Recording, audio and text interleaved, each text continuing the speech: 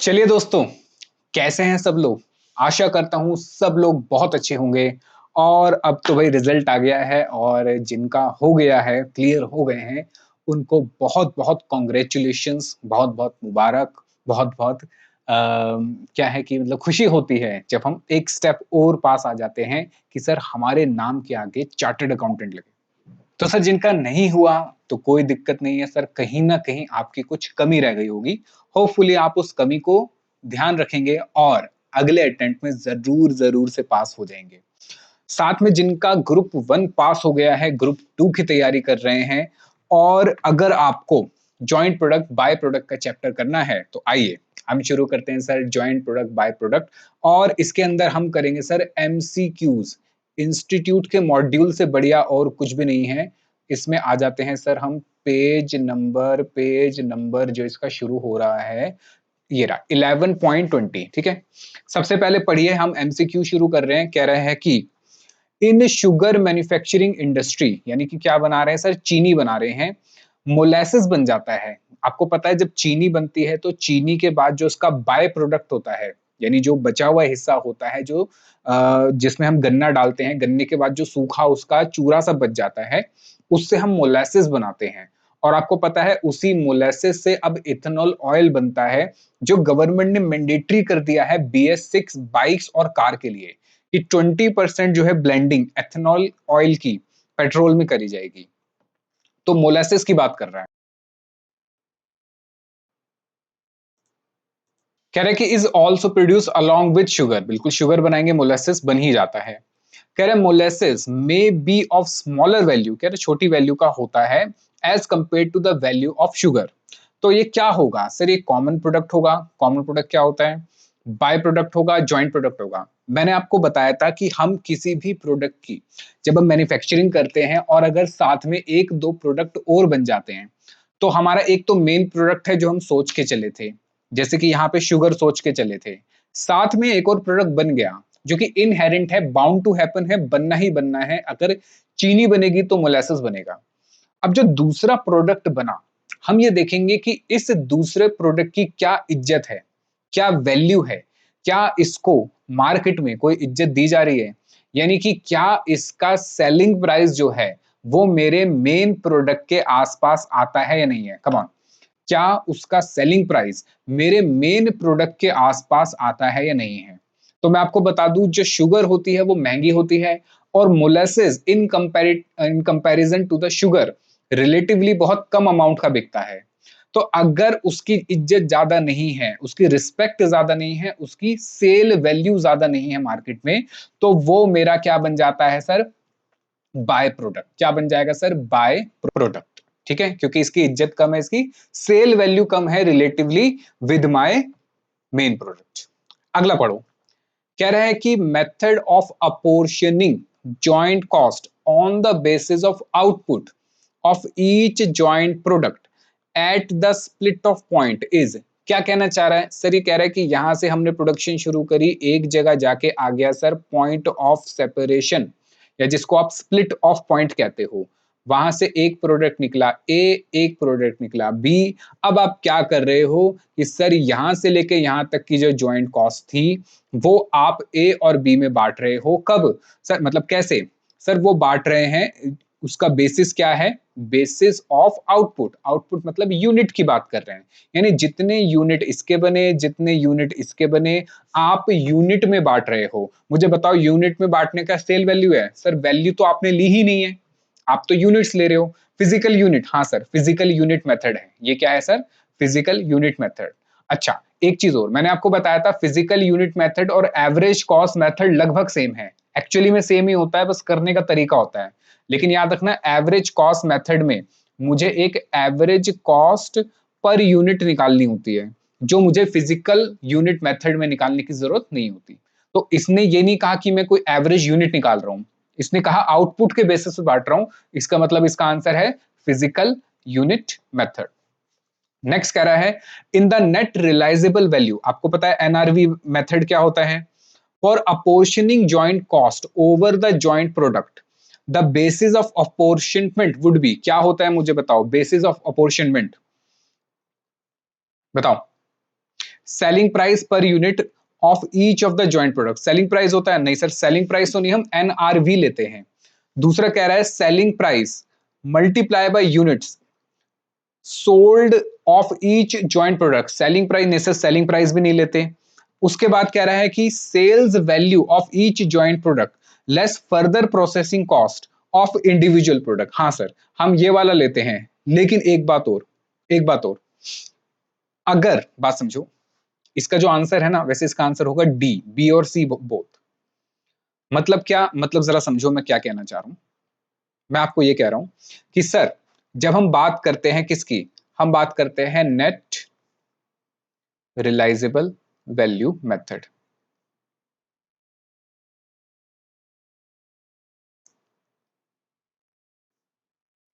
तो इस केस में हम क्या करते हैं सर, हमारा फर्स्ट प्रेफरेंस, ये सर लिखना है, हाँ लिख लो ज्यादा बेटर है। First preference is NRV. सबसे पहले हम एनआरवी ढूंढते हैं, नेट रियलाइजेबल वैल्यू ढूंढते हैं, ठीक है।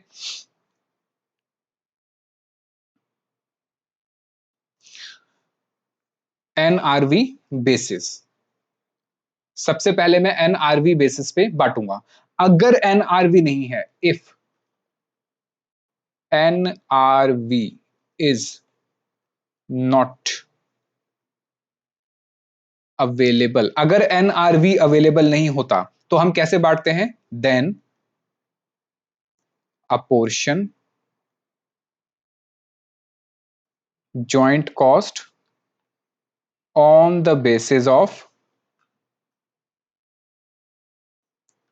Sales value. याद रखना यहां पे सेल्स वैल्यू की बात हो रही है, और सेल्स वैल्यू कैसे निकलता है, सेल्स वैल्यू निकलता है sir selling price per unit multiply by units, ठीक है।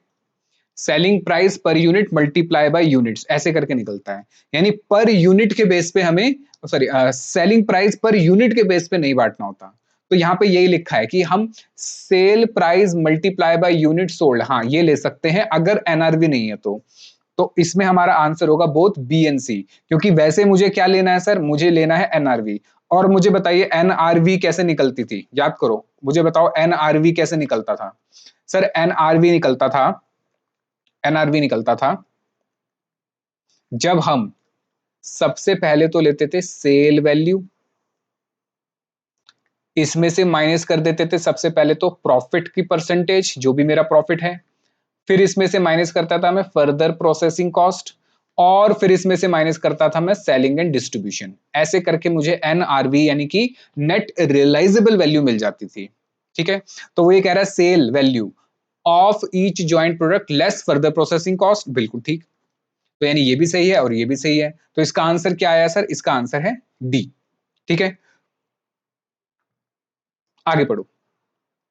कह रहा है the main purpose of accounting of joint product and by product is to, क्या मेन पर्पस है sir, determine the opportunity cost, नहीं अपॉर्चुनिटी कॉस्ट से तो हमारा कोई लेना देना नहीं है। डिटरमाइन द रिप्लेसमेंट कॉस्ट, नहीं सर रिप्लेसमेंट कॉस्ट तो वो होती है कि अगर मैं इसको हटा के दूसरा लेकर आऊं, मेरे पास एक प्रोडक्ट रखा हुआ है, जैसे कंपोनेंट रखा है, मटेरियल रखा है, कि अगर मैं आज के दिन इसको खरीदूं तो कितने का पड़ेगा, वो होती है replacement cost. Determine profit and loss, हाँ सर देखिए एक्चुअली में तो यही होता है कि सर हमारे जो दो प्रोडक्ट बन गए, एक ए बन गया एक बी बन गया, अब मुझे निकालना क्या है सर, मुझे निकालना है कि इससे कितना प्रॉफिट हो रहा है और इससे कितना प्रॉफिट हो रहा है। प्रॉफिट कैसे निकलता है सर, प्रॉफिट निकलता है selling price minus cost price, या आप कह सकते हो सेल्स माइनस कॉस्ट। अब जब कॉस्ट की बात आ रही है तो सर इस कॉस्ट में कुछ कॉस्ट जॉइंट कॉस्ट होती है, इस कॉस्ट में कुछ कॉस्ट जॉइंट कॉस्ट होती है, या बाय प्रोडक्ट की कॉस्ट भी होती है, वो भी जॉइंट होती है। तो अब क्या है सर, ये कॉस्ट जो है जॉइंट प्रोडक्ट और बाय प्रोडक्ट में बंटना होता है, तभी तो क्या निकलेगी उसकी कॉस्ट, और जब सेल्स में से आप कॉस्ट माइनस करोगे तभी निकलेगा आपका प्रॉफिट, बिल्कुल सही। तो इसलिए एक्चुअल में इसका मीनिंग जो है, या फिर अकाउंटिंग जो कर रहे हैं, कॉस्ट अकाउंटिंग में जो हम ये काम कर रहे हैं, ये है ताकि मैं अपना जॉइंट कॉस्ट और बाय प्रोडक्ट, जॉइंट कॉस्ट को बांट सकूं जॉइंट प्रोडक्ट और बाय प्रोडक्ट में, ताकि उनका प्रॉफिट या लॉस निकल के आ सके, ठीक है। चल हाँ, यहां लिखना चाहो तो लिख लो, without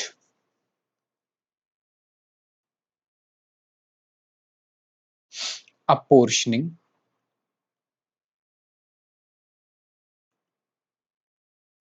joint cost to joint product,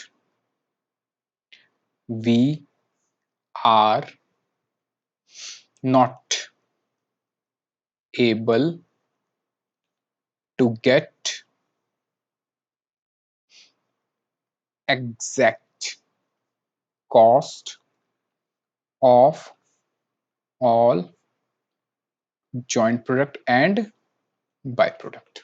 ठीक है, अच्छा, point number C, question number 5 कह रहा है under the net realisable value, NRV की बात कर रहा है method, apportionment of joint cost to joint product and the selling and distribution cost. बताओ सेलिंग एंड डिस्ट्रीब्यूशन क्या होता है सर? अगर मुझे एनआरवी निकालना होता है तो मुझे जॉइंट कॉस्ट को एनआरवी में बांटना होता है। एनआरवी कैसे निकलता है सर? जब मैं माइनस करता हूं, क्या करता हूं, डिडक्ट फ्रॉम फर्दर प्रोसेसिंग या deduct from sale value. Sir sale value में से माइनस करते हैं, क्योंकि सबसे पहले आप सेल वैल्यू में से क्या माइनस करते हो, प्रॉफिट माइनस करते हो, फिर उसमें फर्दर प्रोसेसिंग कॉस्ट माइनस करते हो, फिर माइनस करते हो क्या उसमें से, सेलिंग एंड डिस्ट्रीब्यूशन। मुझे बताओ बात समझ आई? चल, पॉइंट नंबर 6 कह रहा है which of the following is को प्रोडक्ट। ये इंपॉर्टेंट है क्योंकि ये आपका एमसीक्यू में आ सकता है। को प्रोडक्ट क्या होता है? देखो, को प्रोडक्ट में आपको दो चीजें ध्यान रखनी है। को प्रोडक्ट, इसमें आपको क्या ध्यान रखना है सर? इसमें आपको ध्यान रखना है कि आपका को प्रोडक्ट जो है सेम प्रोसेस होना चाहिए, यानी आपके जो दोनों प्रोडक्ट बन रहे हैं, लेट सपोज एक बना ए एक बना बी, ये दोनों सेम प्रोसेस से बने होने चाहिए। ठीक है, बट लेकिन इसमें क्या है सर, दोनों में डिफरेंट मटेरियल होना चाहिए। याद रखना, दोनों में क्या होना चाहिए, मटेरियल डिफरेंट होना चाहिए। जैसे मैंने आपको एग्जांपल दिया था कि अगर कोई बेड बनवा रहा है अपना, एक अपना बेड बनवा रहा है सेम टू सेम तरीके से, सेम टू सेम डिजाइन से, एक पर्टिकुलर लकड़ी का, शीशम की लकड़ी का बनवा रहा है, दूसरा वही बेड चंदन की लकड़ी का बनवा रहा है, तीसरा वही बेड अखरोट की लकड़ी का बनवा रहा है, चौथा वही बेड प्लास्टिक से बनवा रहा है। बिल्कुल सेम प्रोडक्ट है, सेम डिजाइन है, लेकिन सबका मटेरियल क्या हो गया सर, डिफरेंट हो गया। मटेरियल क्या हो गया सर, डिफरेंट हो गया। ऐसे ही कपड़ों में भी होता है कि आप कॉटन की शर्ट सिलवा सकते हैं या कोई दूसरा कपड़ा है उसकी सिलवा सकते हैं, तो प्रोसेस सेम है, प्रोडक्ट सेम है, लेकिन मटेरियल डिफरेंट हो गया, वो होता है को प्रोडक्ट। ठीक है, अब वो कह रहा है diesel and petrol in oil refinery. बताओ डीजल एंड पेट्रोल का क्या मटेरियल सेम होता है? सर इनका तो जो मटेरियल है वो क्या होता है सर, सेम होता है। क्या होता है? सेम होता है। तो ये मेरा को प्रोडक्ट नहीं है। फिर edible oil and oil cake, आपको पता है एडिबल ऑयल जैसे कि कोकोनट ऑयल बनता है, उसके बाद उसका बरूदा बच जाता है, या जब हम सरसों का तेल निकालते हैं तो उसके बाद भी उसका जो बरूदा बच जाता है उसको ऑयल केक्स कहते हैं, वो मार्केट में बिकता है। तो दोनों के लिए क्या है सर, दोनों के लिए मटीरियल तो मेरा एक ही है, जैसे कि कोकोनट ऑयल के लिए कोकोनट और सरसों के तेल के लिए सरसों के बीज, तो ये भी सेम मटेरियल है, मतलब डिफरेंट मटेरियल नहीं है। तो ये भी आंसर नहीं है, ये भी आंसर नहीं है। Curd in butter in a dairy, भैया कर्ड जो है, curd and butter, curd and butter दोनों ही किससे बनते हैं, मिल्क से, तो डिफरेंट मटेरियल तो सर यहां पे भी नहीं है। फिर कह रहा है mustard oil and sunflower oil. बताओ मस्टर्ड ऑयल किससे निकलता है? सर मस्टर्ड ऑयल जो है वो मस्टर्ड यानी कि सरसों के बीज से निकलता है। सनफ्लावर ऑयल किससे निकलता है? सर सनफ्लावर ऑयल सूरजमुखी के बीजों से निकलता है। मुझे बताओ क्या प्रोडक्ट सेम है? क्या दोनों ऑयल है, कुकिंग ऑयल है? सर दोनों ऑयल है। क्या दोनों के प्रोडक्ट यानी कि मटीरियल इनपुट अलग अलग है? बिल्कुल सर, मस्टर्ड ऑयल का अलग है, सनफ्लावर का अलग है, that means this is a को प्रोडक्ट। इंपॉर्टेंट है, याद रखना, भूल जाते हैं इसको हम, है। आगे पढ़ो, कह रहा विच of the following is an example of by product. कह रहा है इसमें से कौन सा बाय प्रोडक्ट है? मुझे बताओ। Diesel and petrol, sir diesel भी महंगा बिकता है, पेट्रोल भी महंगा बिकता है, दोनों की इज्जत अच्छी है, ये बाय प्रोडक्ट नहीं है, जॉइंट प्रोडक्ट है। Edible oil and oil cake, हाँ सर ये है edible oil and oil cake, क्योंकि एडिबल ऑयल मेरा मेन प्रोडक्ट है, जो ऑयल केक सूखा जो उसका बच जाता है वो बाकी जगहों पे यूज होता है, वो इतना ज्यादा वैल्यू का नहीं होता, तो ये मेरा जॉइंट और बाय प्रोडक्ट होता है। कर्ड एंड बटर दोनों महंगे बिकते हैं सर, मस्टर्ड सीड और मस्टर्ड ऑयल दोनों महंगे बिकते हैं, तो ये तो मेरे क्या है सर, जॉइंट प्रोडक्ट। तो सिर्फ एक ये था मेरा बाय प्रोडक्ट, ठीक है।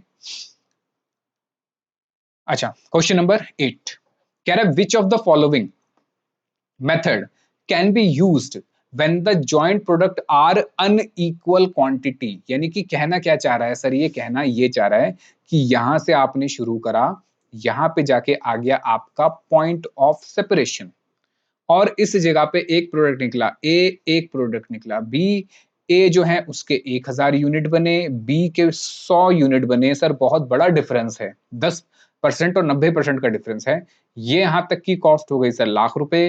क्या इसको मैं यूनिट में बांट सकता हूं? नहीं बांट सकता, क्योंकि सर यूनिट में बहुत बड़ी डिस्पैरिटी है, यूनिट दोनों के अलग अलग हैं, ये यूनिट में तो नहीं बटेगा। तो कह रहा है कि which of the following method can be use, कौन सा मेथड आप यूज कर सकते हो अगर when joint product cost are unequal, यानी इनके यूनिट अनइक्वल है। तो मतलब आप यहाँ पे फिजिकल यूनिट मेथड तो यूज करोगे ही नहीं। कौन सा यूज नहीं करोगे sir? Physical unit method use नहीं करोगे। फिर कौन सा यूज कर सकते हैं सर? यहाँ पे हम मार्केट वैल्यू यूज कर सकते हैं, ठीक है, मार्केट वैल्यू। अच्छा, तो मार्केट वैल्यू सर ये रहा, मार्केट वैल्यू ये हो जाएगा, बाकी भी तो पढ़ो। कह रहा है टेक्निकल एस्टिमेट, दूसरा कह रहा है using market value of similar goods. हाँ, नेट रिलायजेबल नहीं होगा, नेट रिलायजेबल यहाँ पे यूज नहीं हो सकता। तो बताओ सबसे बेटर कौन सा रहेगा? सबसे बेटर कौन सा रहेगा अगर क्वांटिटी अनइक्वल है? अगर सर क्वांटिटी अनइक्वल है तो आप सीधा सीधा मार्केट वैल्यू लगा नहीं सकते, ध्यान रखना।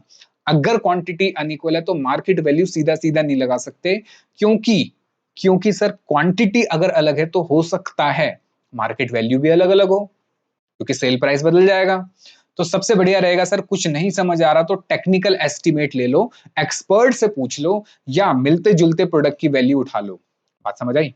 चलो, question number 9, which of the following statement is not correct? Not correct का मतलब है गलत कौन सा है, नॉट करेक्ट का मतलब पूछ रहा है गलत। अब यहां पे मुझे ये बताना है इसमें से गलत कौन सा है।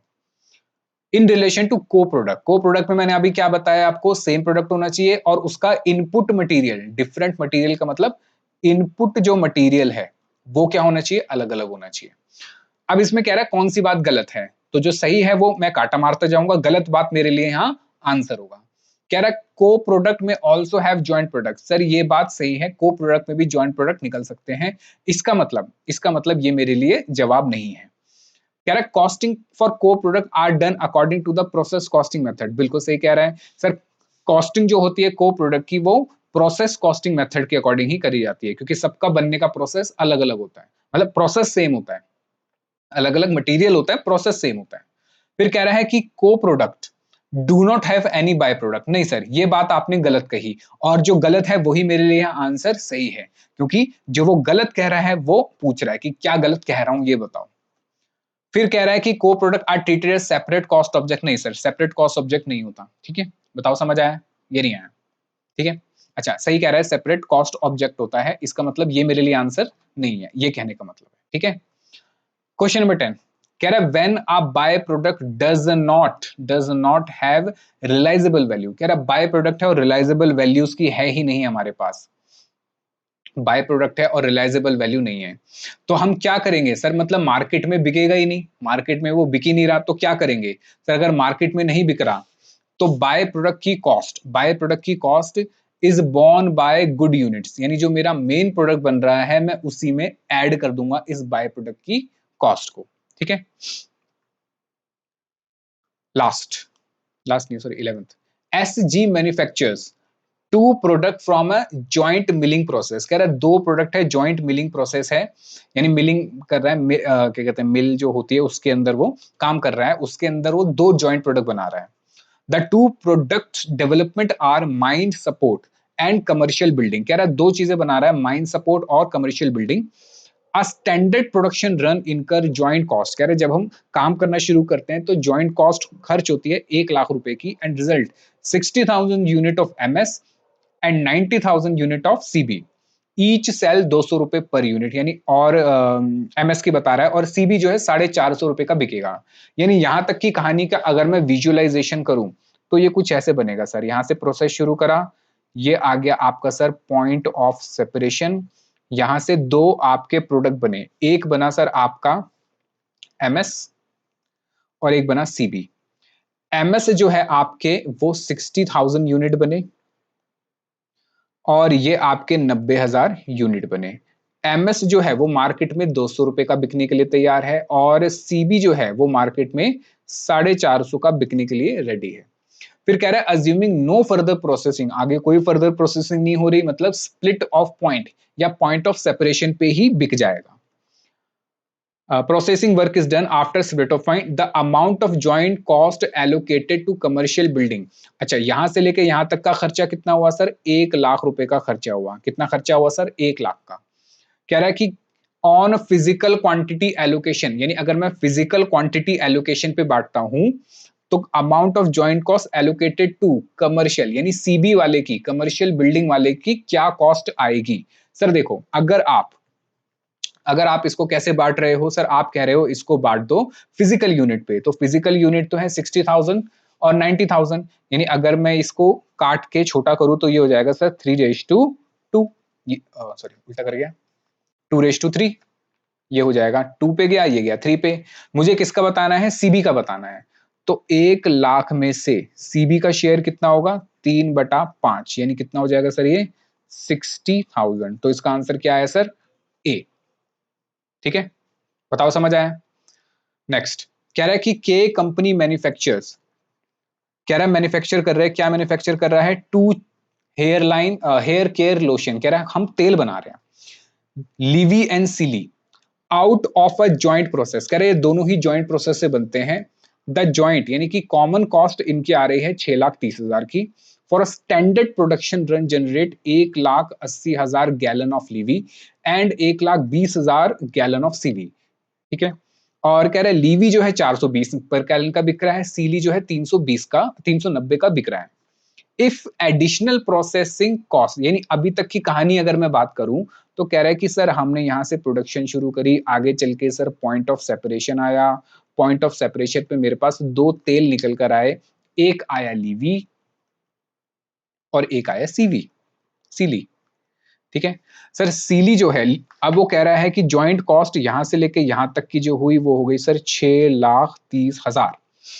फिर कह रहा है कि 1,80,000 गैलन तो मुझे लीवी मिल गया और 1,20,000 मुझे सीवी मिल गया।